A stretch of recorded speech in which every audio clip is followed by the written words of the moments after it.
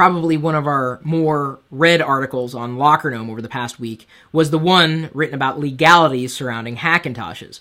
And we wanted to make it very clear that we were talking specifically about the law. Had nothing to do with relativity other than your interpretation of the law. So we did a follow-up post with a different author on Lockernome.com that you might also be interested in. And thank you, by the way, that the first article was very warmly received, even from people who completely disagreed with the law.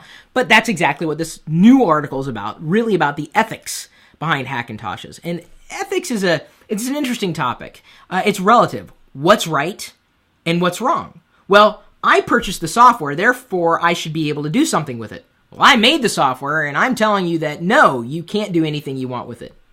Who's right and who's wrong? And so the ethics of a Hackintosh or a jailbroken phone or doing something with a product or a service that you weren't necessarily cleared to do. Ethics is a good topic of discussion, if only because you get both sides of the argument. Is there a right and wrong? Well, in this case, not really, because I see it from both sides. Granted, it may not be for me, but if you're someone who believes that you should have the legal right to do something with anything, well, as long as you can defend your position, other than saying, you're a big poopy pants, that's not a defense statement. That's horrible. Not even is it admissible? Maybe in Canada that's an admissible argument, but here in the United States, we like logic, generally speaking. So I like these types of discussions, if only because you get to hear both sides of the story, and you don't have to concede that the other side is right or wrong, as long as both sides can be heard. And that's really the discussion point around talking of the ethics of Hackintoshing and or jailbreaking and whatnot. T-Rex notes here, and this is very important. Many people don't understand this. You don't buy software, you buy the license to use it. And that is very true. Many people believe, I purchased it. No, you purchased a disc that has the software on it. That's it. You have to agree to the license before you can do anything with it, really. We even went in depth and talked about how previous cases that came to light specifically around Hackintoshing, or specifically the SciStar case.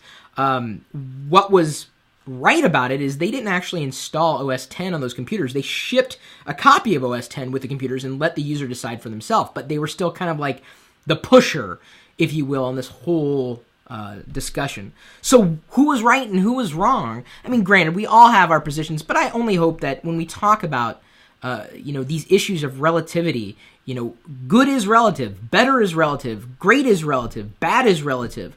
If you can back up your statement and your ethical code is replete throughout your entire code of conduct, then I think, you've got more than two legs to stand on from your side of the argument.